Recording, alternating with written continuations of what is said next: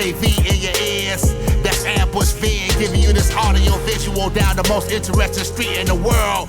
With my voice, Steve, Fascination Street. You already know, let's get it. When you whip in the Fascination Street, what do you... Hi, this is Harmony Krieger from Life with Harmony and Netflix's Jewish Matchmaking, and you're listening to Fascination Street Podcast. Yeah, AV in your ears, that's Ambush being giving you this audio visual down the most interesting street in the world. With my voice, Steve, Fascination Street. You already know, let's get it. When you whip in the Fascination Street, what do you... Welcome back, Streetwalkers. This episode is with Randee Dawn. Randee is a reporter and a journalist and now an author. She has a ton of experience covering musical icons and even co-edited a book that we do not talk about at all in this episode. That said, we do talk about where she grew up and how she grew up and what made her get into music and particularly the journalism side of music. We talk about some of the music videos that she made both in her head and on her own, unofficially, with some old-ass VCRs and things. And then we talk about her writing.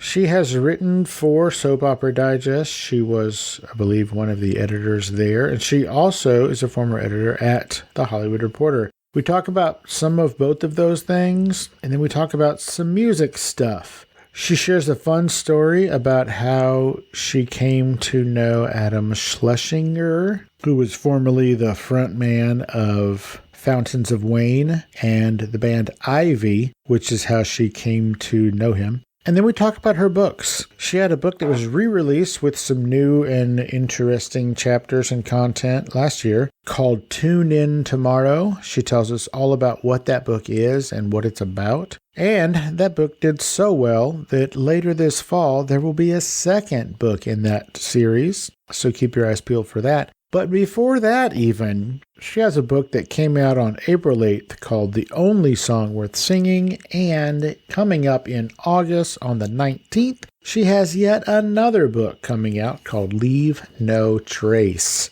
Make sure you follow Randee Dawn everywhere where things are things. Check out her webpage at randeedawn.com for more info on those books and other upcoming projects. And this is my conversation with fiction novelist Randee Dawn. Prepare to be fascinated. Prepare to be fascinated. Prepare to be fascinated. Welcome to Fascination Street Podcast, Randee Dawn. How you doing today?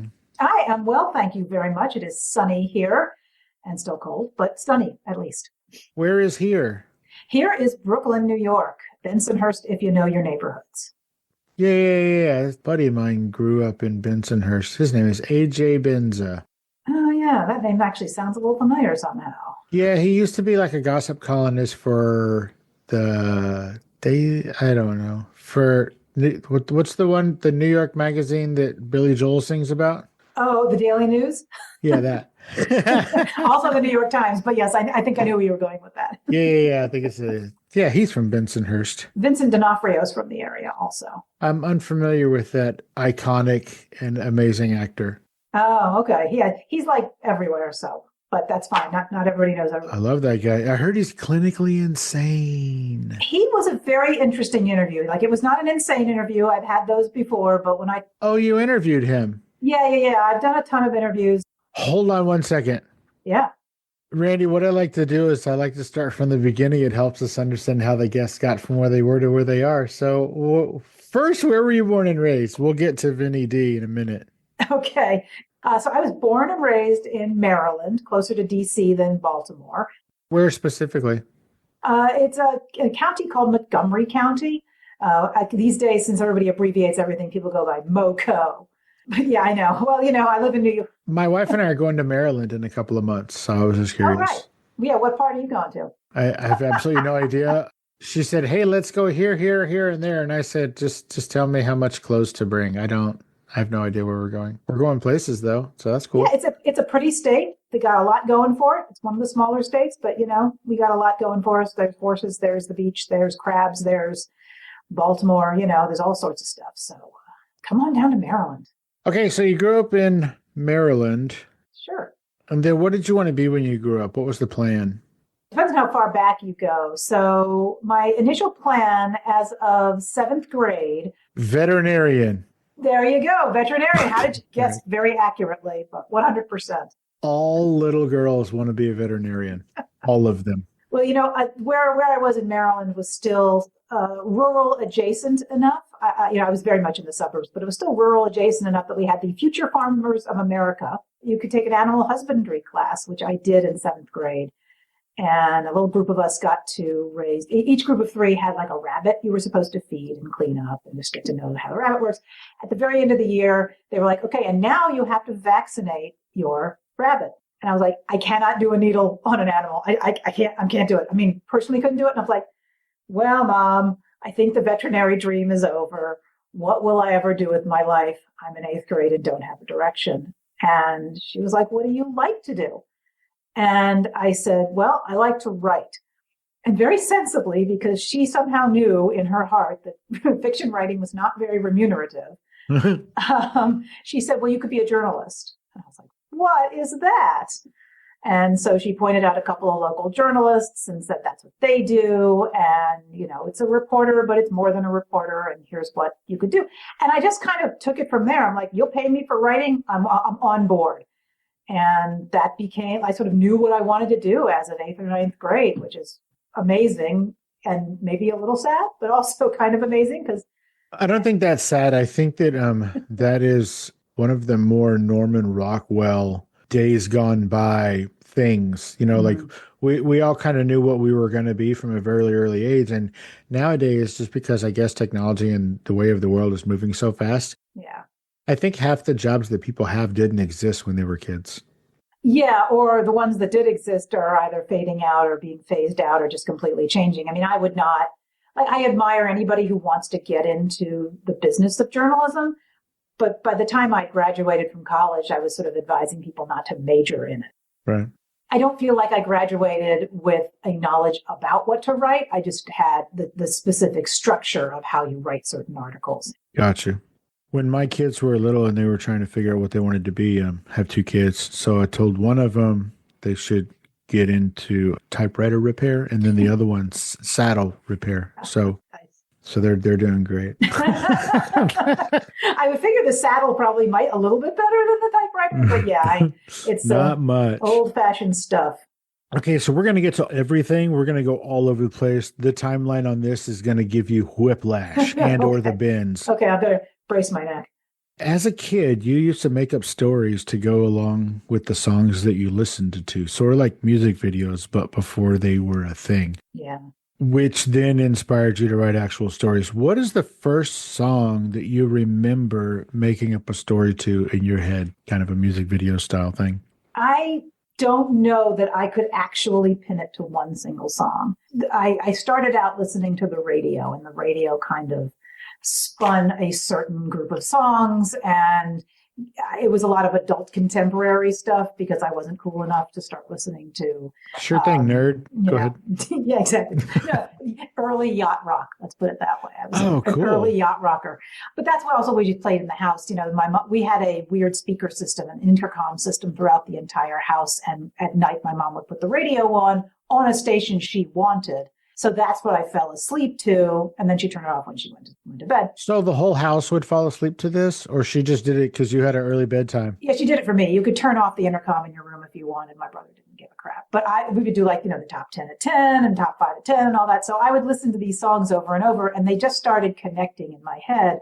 Like, I can tell you individual songs that I have music videos for still in my head, but I'm not sure which the first one was. So, like, there's a terrible song by Daryl Hall and John Oates called Adult Education. And the video is actually worse. You've got to pull this video up someday. And I had like this video of it being performed with people I didn't like in my high school. Chicago 17 was a big deal at the time. And there were all these songs on there that kind of linked together. And then I was obsessed with Duran Duran at one point. So they were characters in my various videos. And they all were just a middle schooler's / high schooler's idea of what a romance should look like. They're all very romantic, It's like, oh, I lost him, I found him, now we're kissing, that kind of thing. And sometimes you would get a series of songs that kind of linked together, and I could make a through line of a story. And I had written some stories without this particular aid before. I sat down and wrote stories about my stuffed animals. So, you play with stuffed animals and then that's a story. So then I would write that down. But actual stories that kind of linked together, it depended on what the radio decided to play. It was a long time before I was making my own mixtapes or sitting down and listening to whole albums. And for those in the audience who are under a certain age, we had to do that. There wasn't the iPod, which had 10,000, 16,000 songs on it, or the Spotify that would just give you a number of things, and over and over and over again. It was a very different time. The Spotify. I love it. You mentioned Duran Duran, and I know that you're a fan of Neil Gaiman, and I think that this is true. One of, if not maybe the very first book that Neil Gaiman put out was a book about Duran Duran. And if you can find a first run copy of that book, I think it's worth almost $10,000 right now. Yeah, it's up there. I have never seen it. I've certainly heard of it. But yeah, I mean, he was a journalist and he was doing for hire work. And I'm assuming that this was a for hire thing. I would imagine. It was an early enough version that they probably hadn't even put out Seven and the Ragged Tiger. I mean, this is probably first album or second album. To clarify, just in case anybody is sitting here listening to this podcast with a cocked head now, Neil Gaiman is now a problematic man. And although I have admired a lot of his stuff. He is? Oh yeah, that's a whole extra podcast. You need to do a little Googling on Neil Gaiman. Oh, well. Yeah. I didn't know that. And, that's okay. I mean, I'm just talking about his stories. That's fine. We can separate the writing from the man himself. I just wanted to point that out. That he's not the man we thought he was. But he has some very interesting books and stories, and I have taken his writing advice over the years. That's the kind of thing that really inspired me. Got you. Let's talk about separating things. Before you entered it, you thought high school was going to be something like a cross between the movie Grease and the movie Fame. How disappointed were you when you realized it was neither?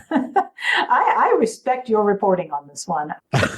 So yeah, I mean, there's the what we expect really and what we don't expect really. I didn't exactly walk into Gaithersburg High School and think that people were going to break out into song, right? Go Trojans. My God, that's really good stuff. Yes. Trojans. Yes.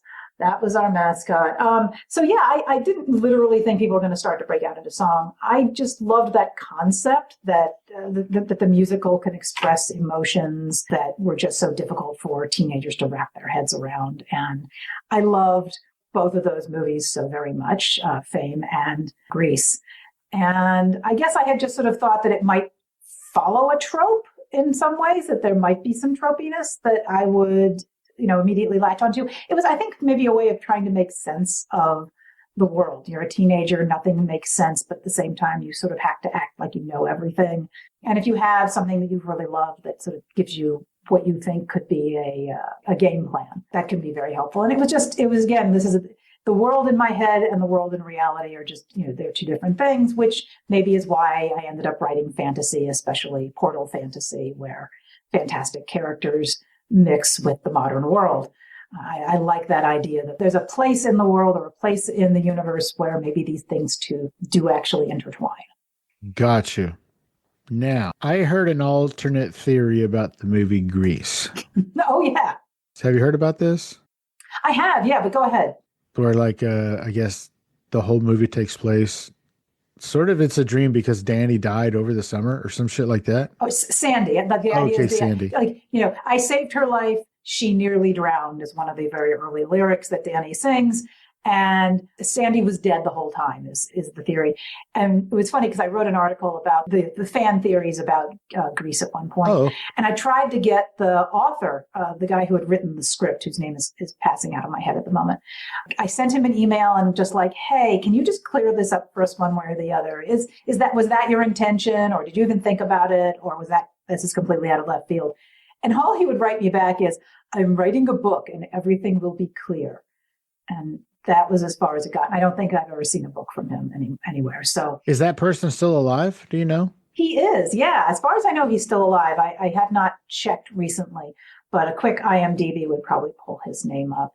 And that was probably 4 or 5 years ago that I had that email conversation with him. Gotcha. And like I say, as far as I know, there's been no book and there's been no big revelation. But this is like the conversation of whether Leo DiCaprio could have fit on the floating door that Kate Winslet was like, no, it's too small in Titanic. So that wasn't the worst part of that movie. The worst part of that movie was that dumb bitch threw that necklace overboard. Oh yes, that was ridiculous. Like, come on, man. What? You need that for the assisted living home. Exactly. Good Lord. Back to you pretending to make music videos in your head. When you got into college, I think it was college, you actually did make a music video. Tell me what you did with the Alan Parsons song, Silence and I. Yeah, so I was in college and hanging out with some friends, and I was a junior and they were seniors, and one of them was in a film class, and he had to do a final project that was somewhere between 8 and 10 minutes long, and it had to have 2 sources of audio. And he had no idea what he wanted to do. He couldn't come up with concepts. And I said, well, actually, there's this 8-minute song that I like, and I've got this fairly pretentious kind of, metaphorical music video idea in my head. And he said, what is it? I told him, and he was like, I want to do that.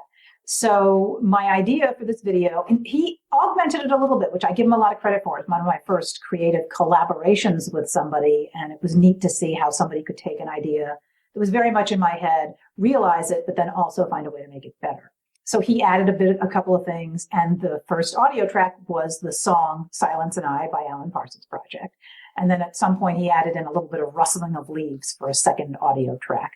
And that was the project. And it was shot on 8mm, I think. And I have a copy of it, but I can't make it available on YouTube without getting taken down for copyright infringement. So I have a copy of it.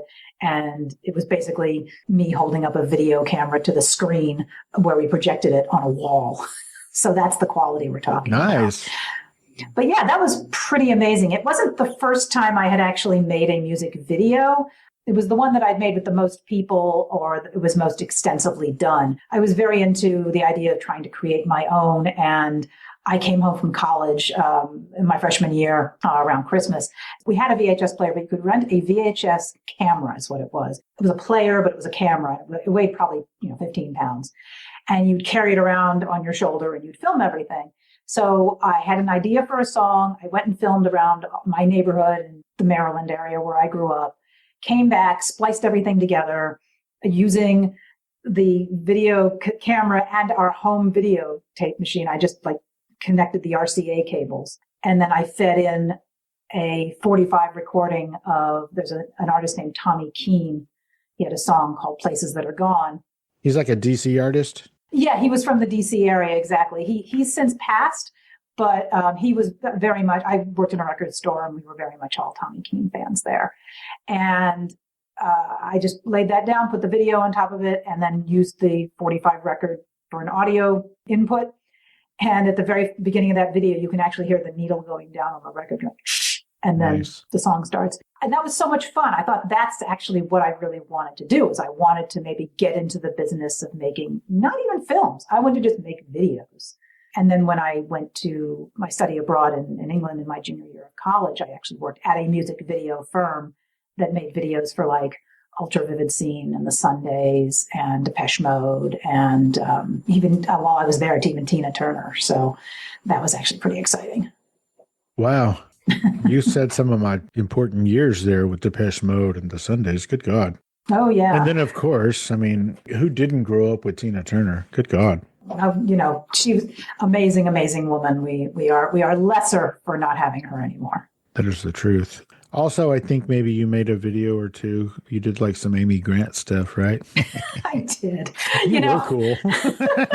Let me tell you, one of my best friends was a huge Amy Grant fan. And I mean, I grew up Jewish. I'm pretty agnostic at the moment, but I grew up very culturally Jewish. So Amy Grant was really not on my radar, but my friend gave me her stuff. And I'm like, well, she has a very beautiful voice. There was a song that she came out where she duetted with Peter Cetera, Back to Chicago, called Next Time I Fall. And I was just like, I want to look like her. She's just a beautiful, beautiful woman. And that was her? Yeah. In that that's song? Amy Grant. Oh, yeah, wow. Next Time I Fall. Okay.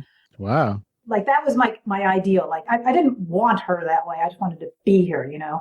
And I started listening to her songs, and yeah, it's like very slight pop confections. And yeah, occasionally the she's talking about, in fact, is God or Jesus, but they were perfectly, you know, adequate songs. And I enjoyed a certain amount of her work. And she did a song called Lead Me On, which somehow melded in a pop Christian way both references to the Holocaust and the Jimmy Swaggart scandal.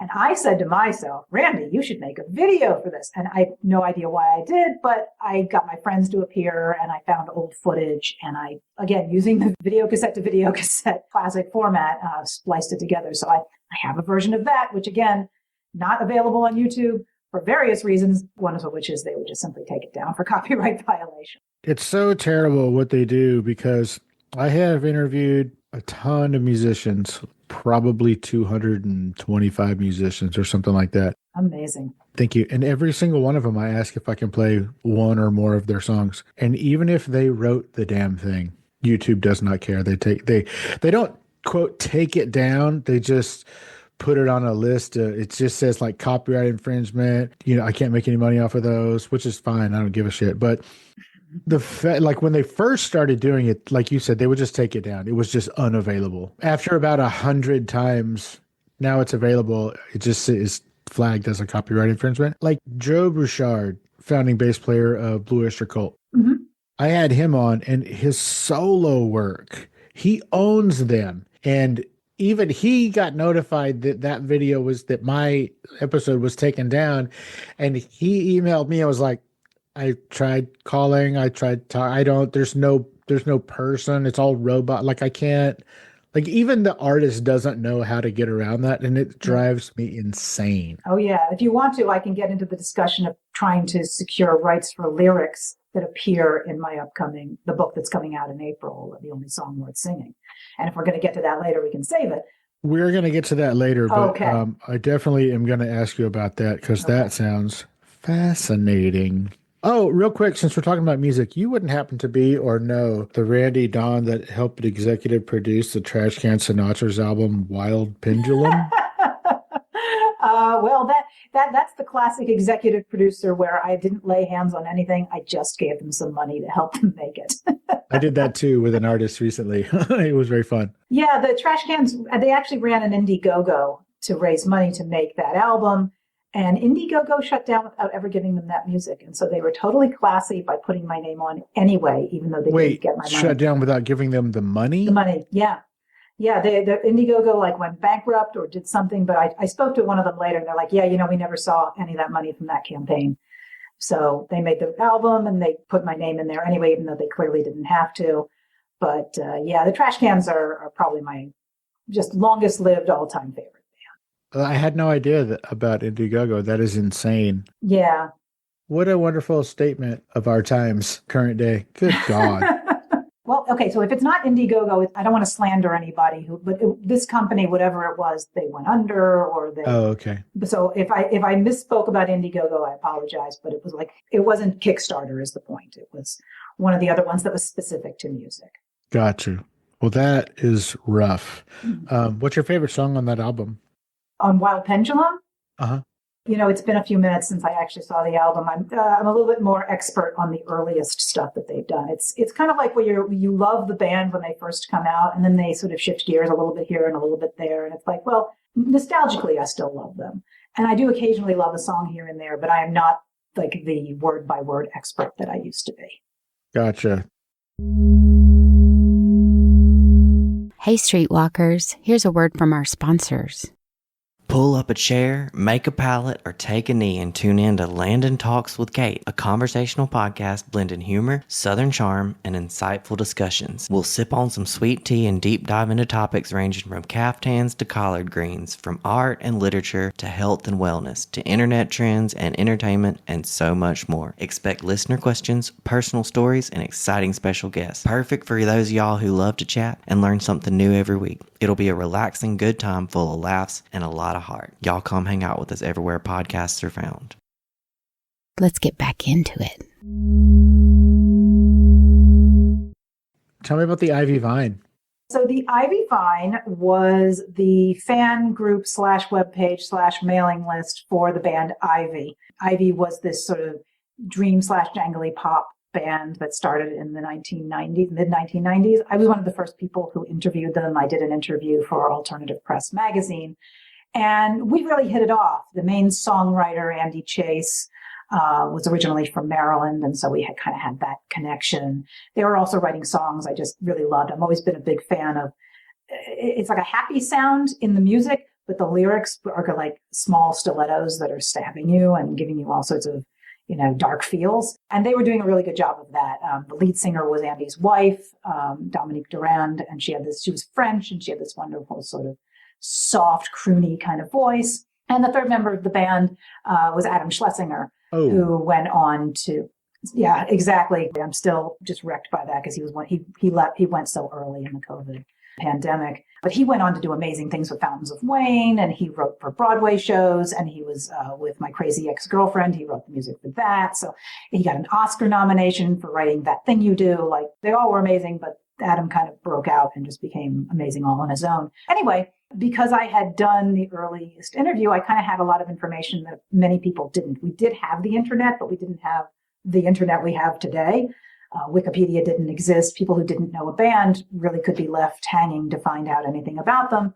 So I don't know if you're old enough to remember Usenet or news groups. I am old enough, but you didn't use them? I was too poor to know what those things were. I didn't have the internet for a really long time.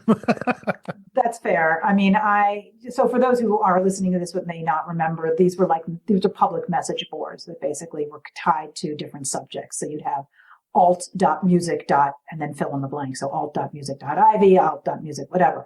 So it was a little Reddity, a little bit newsgroupy. And in this alt.music section, people started asking questions about, hey, what's this band Ivy? I don't know anything. And I seemed to be the only person who could reply with any context. So I thought, all right, rather than answering the same questions over and over again, I'm going to just make a mailing list. So I said, give me your email address. I'm going to make a mailing list. We'll send out information as we get it. And then the band found out about it, and they're like, hey, we'll be happy to help. Let's do this. So it was kind of an interesting early version of getting this band slowly into the internet. I'm the one who brought Dominique and Andy into my office one day when I was working at a magazine and said, all right, look, these are the web pages I'm going to recommend you model yourself off of when you create a web page. And it sounds so basic these days. It sounds like the kind of thing, and of course they have a web page, or of course they have a mailing list, but these things were not native or intuitive at the time. There was no, this whole 360 marketing that everybody talks about now with bands. So so we called it the Ivy Vine. We got a domain and had a web page, had sold merch, had a mailing list.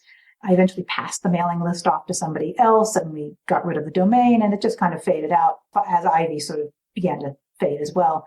So that was really interesting. It was weird being friends with people who were also very fond of their music and also running a kind of fan group. It was a couple of different quadrants to try and step in and not step on anybody's toes at the same time. That makes sense. Yeah. Why did you only work for NPR for 6 months? Because I was 21 and I didn't know how good I had it. I really thought that I wanted to do music journalism full time, and my goal was I was going to get into Rolling Stone. I was going to write for all the Did you? big music magazines. No, I've never written for Rolling Stone. It's still a bucket list thing. And one of these days, I'm hoping that I can get something in there. I was doing a lot of freelance writing for Alternative Press and other magazines and trying to get this freelance career going. And right out of college, I had been doing some internship with WBUR, which was the National Public Radio station on the Boston University campus where I went. And while I was doing my internship, a reporter came up and said, hey, we're going to be starting this new show. It's going to be all about environmental journalism, and we're going to need a production assistant. How would you like to, we want to talk about that.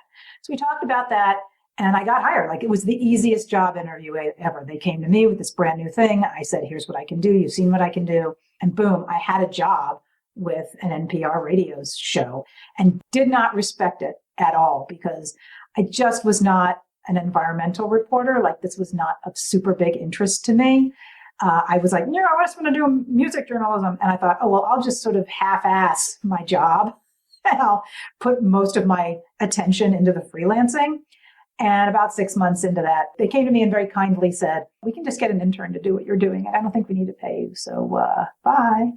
And they were probably absolutely correct. They could totally save money by getting an intern. But I look back on it as, this is a lesson.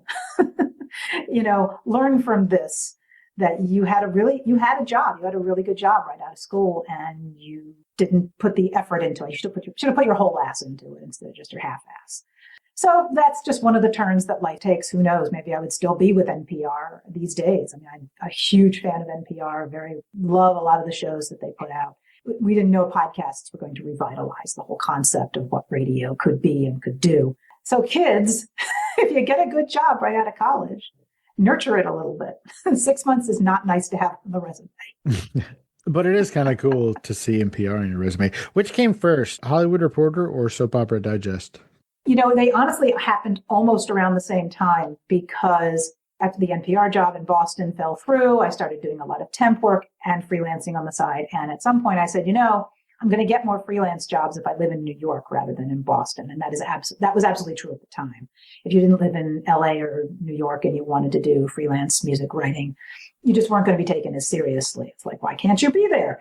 So I moved to New York. I started freelancing. And after a while, I was like, the freelancing / temp is not something I want to be doing by the time I'm 40 and 50. I got to do something that's going to have more staying power. And I had become a big fan of Law and Order at the time. Dun, dun. Because Law and Order was Law and Order would rerun on TNT at like 11 o'clock at night. And my freelance schedule basically said, stay up till, 2 in the morning and get up at 11. And that's your schedule. So I had become a big Law and Order fan. And I thought, perhaps in the same vein that I thought musicals were going to be like high school, I said, oh, maybe I should go to law school.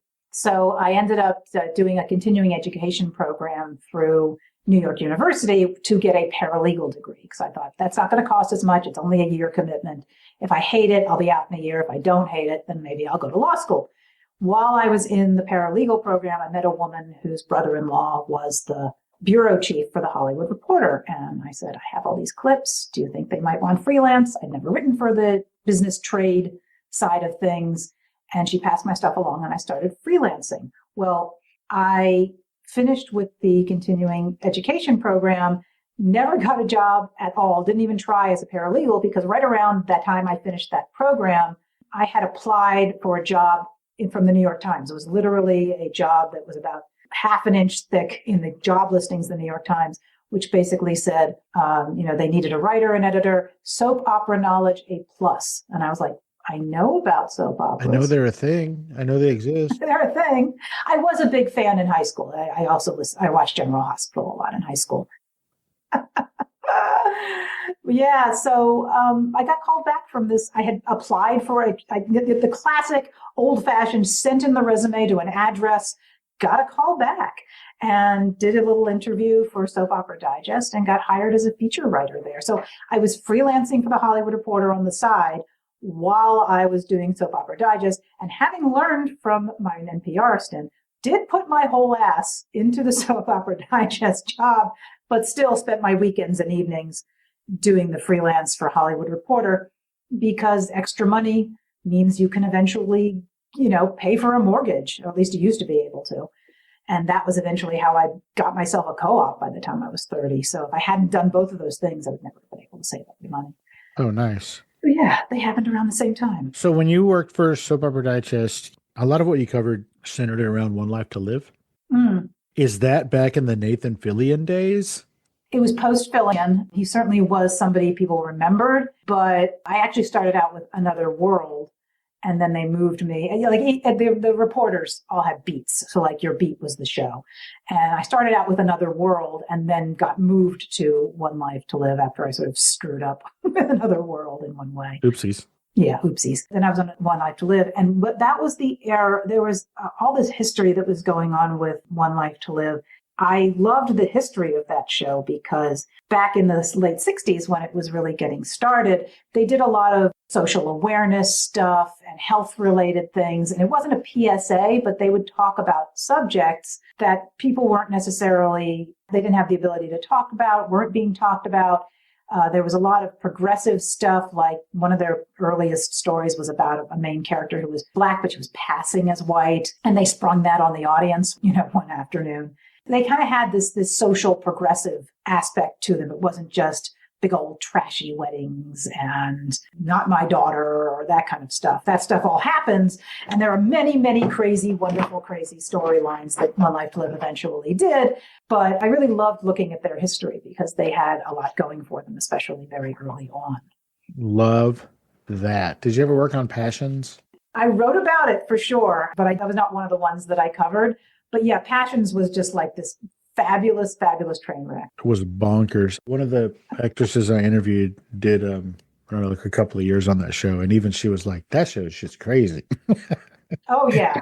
James Riley was the writer, and he had this he started in Days of Our Lives, I believe, and he had some crazy storylines from there and just brought them all over, and they gave him control of Passions, and he said, super, let's see how far we can go with this. When my first book came out, I ended up writing a list of the craziest science fiction fantasy storylines in soap operas. And honestly, you could do an entire article just on the speculative fiction nature of everything in Passions. That's funny. It was just bizarre. All right, real quick. We talked about Law and Order. Let's talk about Law and Order Criminal Intent. Only tell me about when and why you interviewed Vincent D'Onofrio. Right. Okay. So it actually wasn't in connection to his Law and Order stuff at the time. Sure. That was just my cheap bridge to get there. That's okay.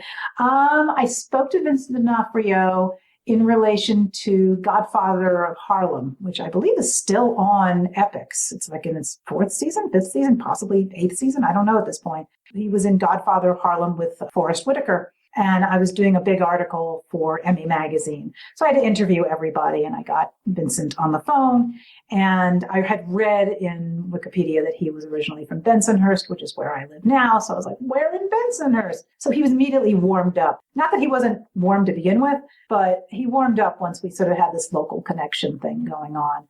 He's an interesting guy. There are some people, you do so many interviews, you can probably relate to this on some level, but there are some people you interview and you just feel like they're giving you the same lines they've given to everybody else, maybe slightly differently angled. It's almost like they're reading off a page. Mm-hmm. And then if you give them a question that they haven't answered 10 times before, they sort of bumble along and don't know how to answer it. Mm-hmm. And then there are people who seem to have all of their gears turning at once when you actually are talking to them and aren't just waiting for the next obvious question that they can previously answer. And that's one of the things I really loved about talking with him is just he had some fresh and interesting stuff to talk about. Was he a little off the wall? Sure, but like in a good way, not in a crazy, I have no idea what's going on with this guy way. And I just love that he throws his whole ass, speaking of whole asses, into his roles, right? He is just 100% there for it. And when he was on Criminal Intent, it just was so odd to me that he had become the star of a TV series because he's great, but you wouldn't think that he would be part of a procedural, a formalized procedural crime drama on TV. I think that's back when they paid really, really well. Well, Law and Order is like the king of television, basically. Dick Wolf owns television or owns NBC practically. That is the truth. So they probably did have a lot of money to snag him. Oh, well, I'm sure it would have taken some. Mm-hmm. Hey, Streetwalkers, here's a word from our sponsors. If you'd like to help find answers for the families of unsolved crime victims from all over, or perhaps identify a Jane or John Doe, please visit DNAsolves.com, where you can submit your DNA from a consumer testing company like Ancestry or 23andMe to their database. DNAsolves.com. Let's get back into it. Okay, I want to talk about some books. Sure. I haven't written any books, so let's just talk about yours. I'm sure you've read a few. I've read a ton. I haven't written any. First, I want to talk about Tune In Tomorrow. What is the concept behind this book, and why did you write it? The concept is that it's about a reality TV show run by mythical creatures, for mythical creatures, but starring humans. So, if fantastic creatures were making their own TV shows or their own films, what stories would they want to see told?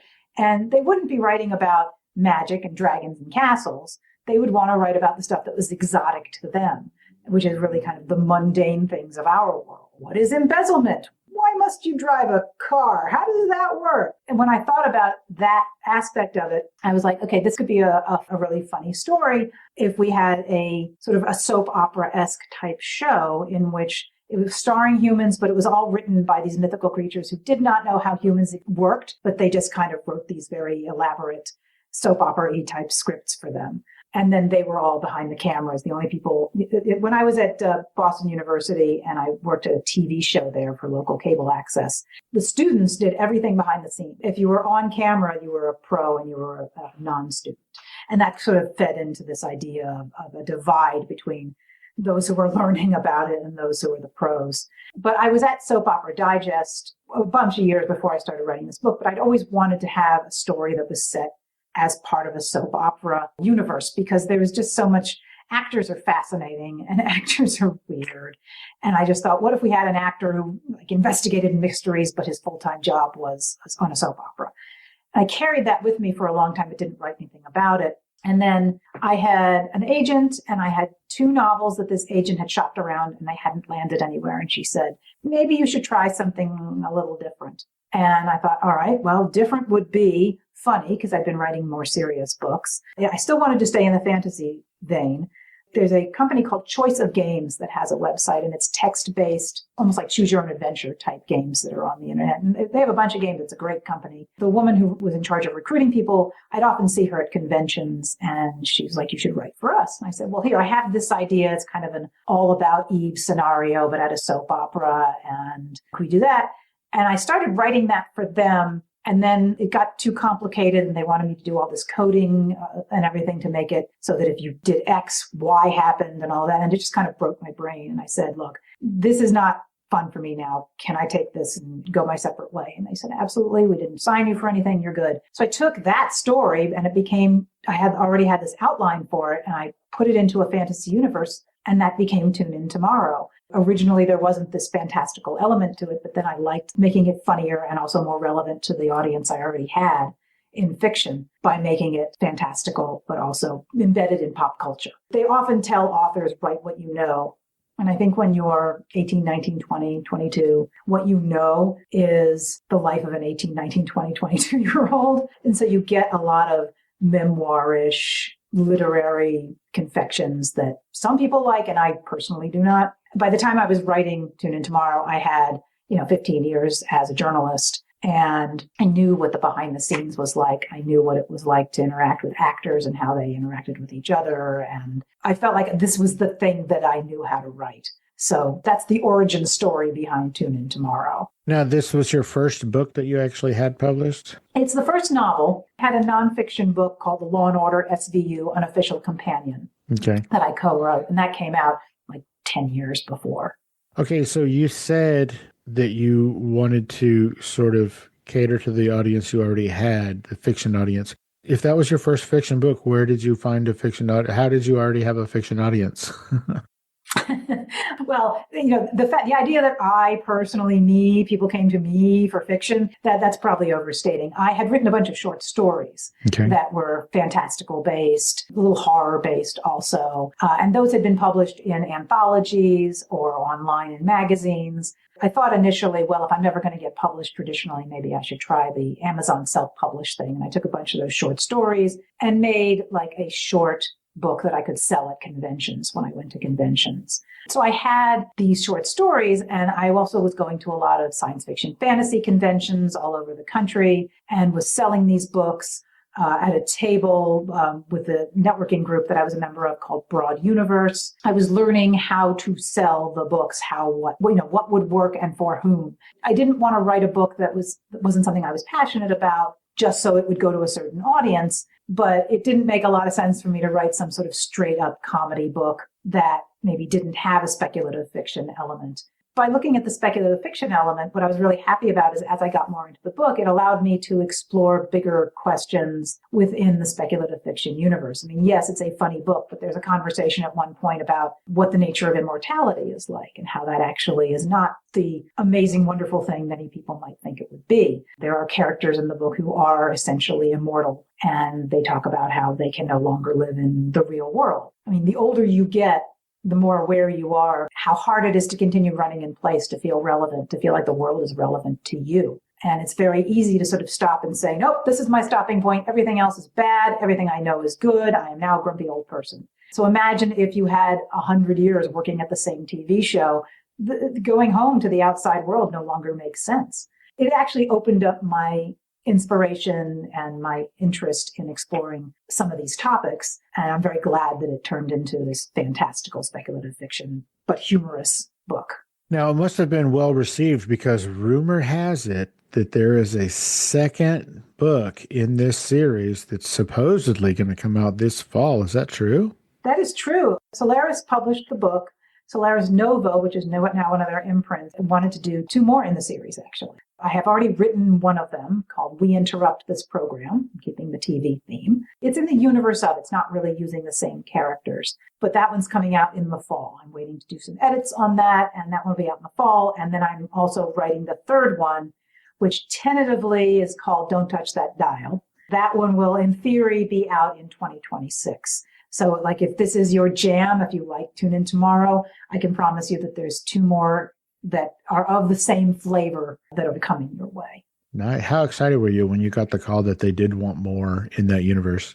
I was kind of astounded, honestly. I mean, I thought that Tune In Tomorrow did well, but I didn't think it had done so well that they were going to say, yes, we definitely want more. But it did better than average for their usual sales at this particular publisher. So I guess they said, we're starting this imprint. It's going to be ebook forward, they call it. I mean, it's an ebook, but it's also something, if you want to get a print version, it's called print on demand. So it's a slightly different structure or selling technique or marketing technique than it is when you just go straight to traditional publishing. But they wanted more. So I'm very happy to write more. I love this universe. I want to write more.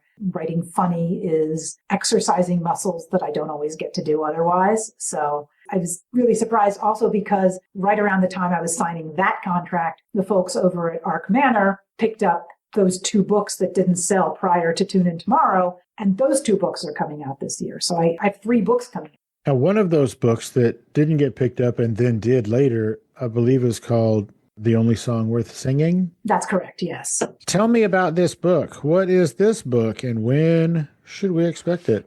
So The Only Song Worth Singing is due out on April 8th.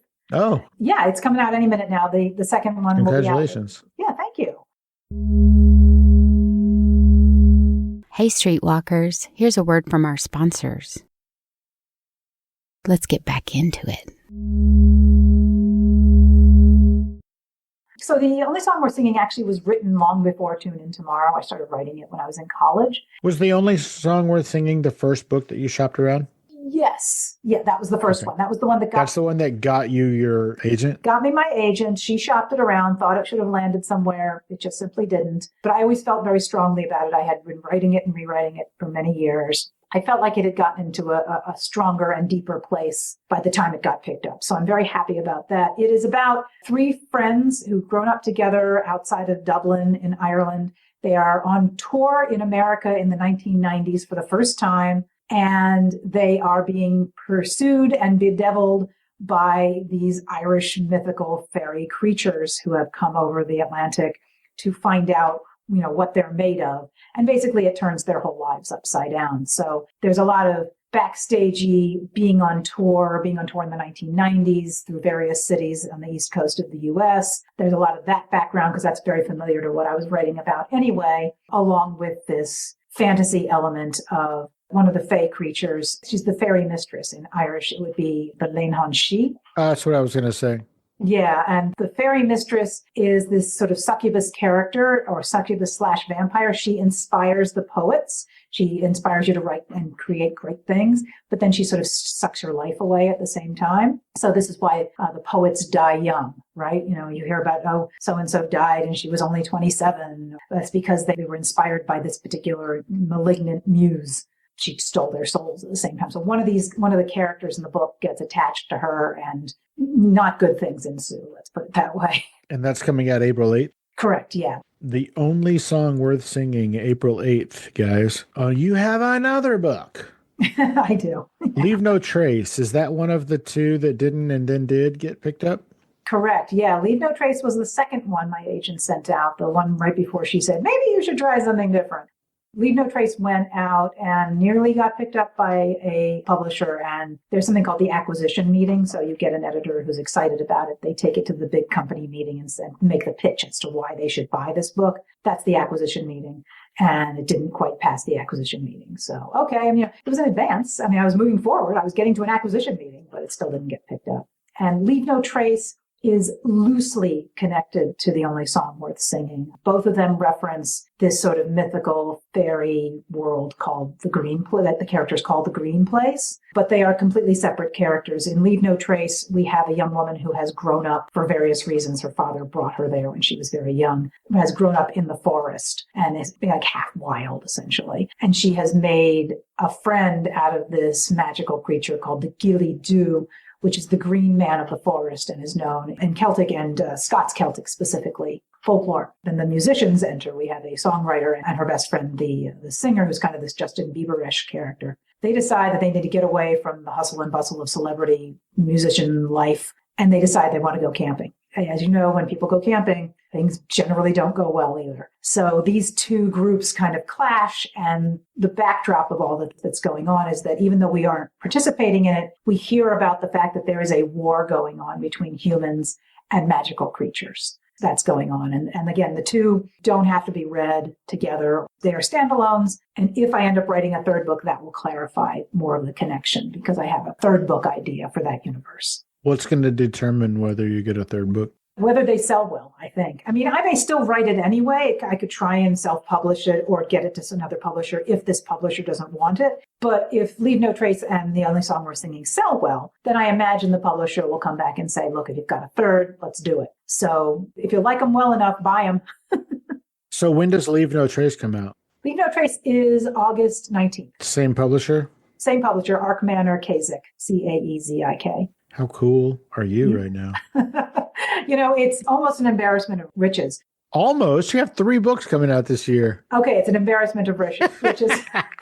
My cup runneth over. I'll say you need a bigger cup. Yeah, I guess I'm going to need a goblet. That's right. It's weird because I spent so many years writing, but not thinking I could get published. And then when I finally showed it around and I'm like, okay, let's see if we can get this published. Nothing was happening. Sometimes you just have to sort of make the thing happen for yourself. These 2 books were originally sent out by my agent, but the reason they got picked up by Arc Manor Cazik is I worked both the editor and the publisher because I went to cons and I was on a panel with the publisher and a friend of mine is dating the editor.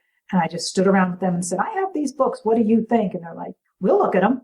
So, sometimes you just have to do the hard coding for yourself, if you know what I mean. Yeah. What do they say? God helps those who help themselves or something like that. Something like that. If you're not your biggest fan, who's going to be, right? Like if you're not going to be out there beating the streets for yourself, why would anybody else do it for you? Well, I would interview musicians every so often and I would say to them, so is the music that you're putting out your favorite songs? And they always had a complicated answer. Sometimes it was a straight up, well, no, not really. But you sort of got the feeling that maybe they wanted to say that it was, but they didn't feel they could. But I think that, you have a complicated relationship to whatever it is you're creating. And hopefully what you're creating is something you want to listen to or you want to read. But of course, by the time you've walked it through all its paces and you've been in the studio or you've been behind the computer and you've done all the revisions and you've done all the editing, you have a different relationship to that story or that song or that music than everybody who listens to it or reads it will, right? So I write the books that I personally want to read. Whether or not that means they're my all-time favorites, it's hard to say because they can't surprise me in the way that a book that I have never read would surprise me. But I think that if you're doing it right, you're making the stuff that you would like to see in the world. Does that make sense? It does. Are you familiar? Like 23 or so years ago, there was a song called Heaven, and it was by Los Lonely Boys, like How Far Is Heaven? Right, right. It won Grammys. It did the whole thing. Well, I was talking to one of those dudes, and they were saying that they took this album around to like probably 10 different record companies. And like everybody said, no, we're good. But 3 or 4 of them said, yeah, we love this album, but whatever this Heaven song is, get rid of this shit, and then we'll take the album. And they're like, no, we're good. We want to release the whole thing. And that was by far their biggest hit by an order of magnitude. So I think it's funny when, you know, people who supposedly have their finger on the pulse, you know, like making business decisions, we know what's the right thing, and then they pull stuff like that. This right here, this song that's going to be your biggest and most famous song ever, yeah, we don't want that one. We'll take all the other stuff. And then the artist is like, no, I'm going to stick with what I want. And more power to them, by the way, if you're sticking with their guns. Yeah, that's pretty rare. I do love it, though.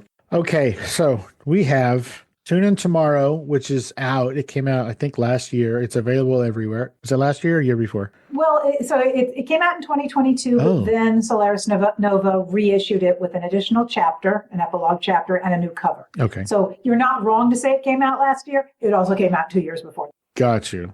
It's available everywhere. It's called Tune In Tomorrow. If you like it, there's going to be a second book in that series coming out later this fall, so keep your eyes and ears peeled. But in the meantime, on April 8th, we have the book, The Only Song Worth Singing, and then just a couple of months later, yet another book. August 19th is called Leave No Trace. Oh my goodness, this lady's got 3 books coming out this year, and if all goes well, maybe 1 or 2 next year. That is super exciting stuff. Are you still writing for magazines and other stuff like that? Are you still doing that thing? Yeah, I'm phasing out a little bit of it. I like doing it, but I'm now at the age where my husband is retiring later this year, and we're going to do more traveling. I love that you're at the age that he's retiring. I know. You see what I did there, right? That's a great turn of phrase. I love that.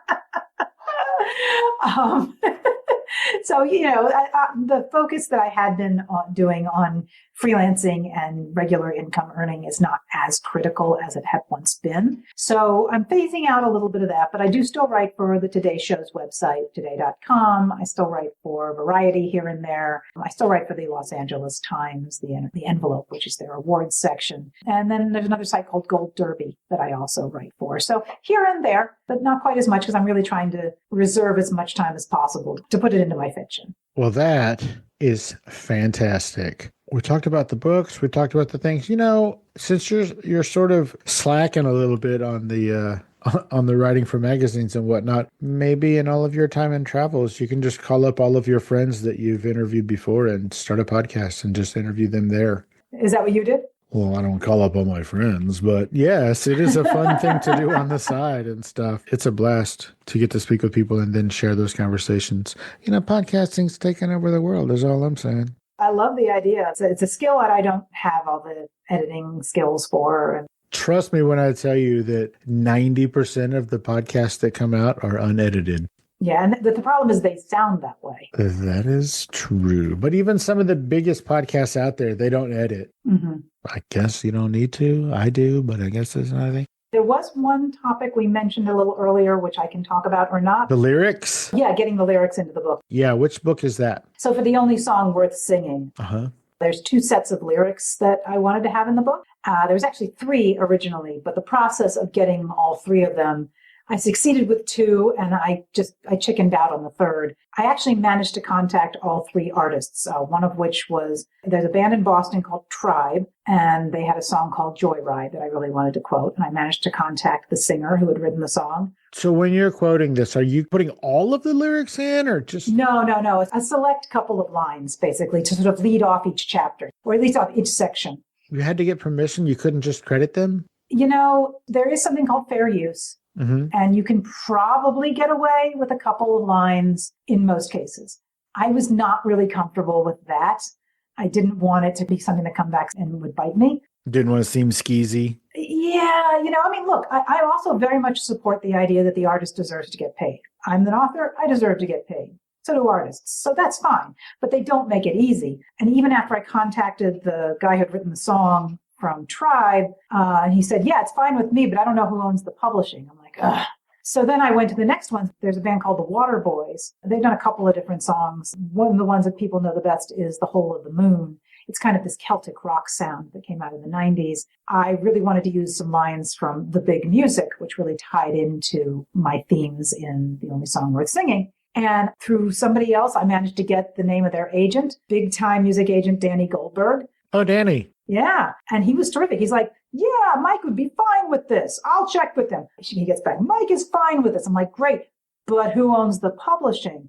And like the fact that Mike said it was fine does not matter. You have to get the publisher and you have to go walk through their filling out the forms process. And it's not cheap for just the 4 lines. I mean, it was a couple $100. And I had decided that's something I really wanted to do. And I thought, do it. And so then there was one other band called Prefab Sprout. And I wanted to use some lyrics from one of their songs called Nightingales. And again, different publishing house, different process to walk through. I managed to get through to the agent of the guy who wrote the song, Patty McAloon, got permission. Doesn't matter. You have to go to the publishing house. And that's sad. I mean, I wish, musicians are musicians. They're not always the most organized of people. I get that. Fine. But it's always a shame when you talk to the agent or you talk to somebody, you're like, who owns the publishing? Just tell me who to talk to. I'm ready to give money. It was difficult. It was very time consuming. Yeah, that sounds like a nightmare. But I did get them all. So, I'm happy with that. That's awesome. Very cool. Well, I didn't get the Tribe one because I couldn't figure out who did the publishing. So I just used some public domain lines from W.B. Yeats, who also fits in the book. So we have Yeats, we have the Waterboys, and we have Prefab Sprout. Got you. That's eminently frustrating.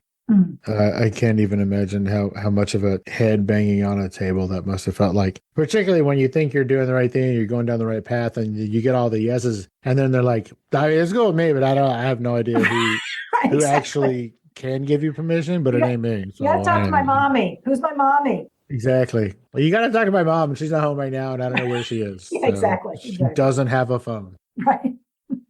Randee Dawn, tell everybody where they can find you on the internets. So on the internets, my webpage is randeedawn.com, and Randee is spelled with 2 E's. So it's Randee Dawn, DAWN.com. That will lead you pretty much anywhere else, all my books, my articles, my mailing list, my social media. But if you look on Instagram, if you look on Blue Sky, if you look on Facebook and you look for Randee Dawn or just Randee with 2 E's, that's almost certainly going to be me. I've been very consistent about trying to claim all of the domains that are either Randee or Randee Dawn. Well, that's cool. Do you have some that are just Randee with 2 E's? I do. I mean, I years ago when Facebook announced that they were going to create URLs that used words and it wasn't just a series of numbers or something, I learned when that was going to happen. On the day it happened, I made sure I was online and I claimed facebook.com/Randee. Wow. That's pretty sick. Sick. Relatively speaking, it's nerd sick anyway. But I did miss out on getting the domain randee.com. It's Randee Dawn. And that's fine because sometimes when you're too generalist, I mean, imagine the guy who has john.com or something like that. I'm pretty sure we know him, right? Yeah. He's got to be famous. Well, even if he's not, like all this misdirected stuff probably comes his way. Oh, I can't even imagine. I'm going to send him an email as soon as we're done here just to say hi. Say hi, right. Once again, everybody, Tune In Tomorrow is out now. The second book in the series is going to come out later this fall. In the meantime, The Only Song Worth Singing comes out April 8th, and Leave No Trace comes out August 19th. Look for that everywhere. Follow Randee Dawn on everything and go to randeedawn.com for all of the information that for some reason we might not have covered. I don't even know if that's true. I don't think we missed anything. Randee, thank you so much for taking the time out of your busy day and your hectic writing 3 books a year schedule to hang out and let us get to know you a little bit better on Fascination Street. I really appreciate it. Oh, it's my pleasure. Thank you so much for having me, Steve. I am completely fascinated. Oh, look at you. Thank you, Randee. You have a great rest of your day, okay? You too. Take care. Bye-bye. Bye-bye.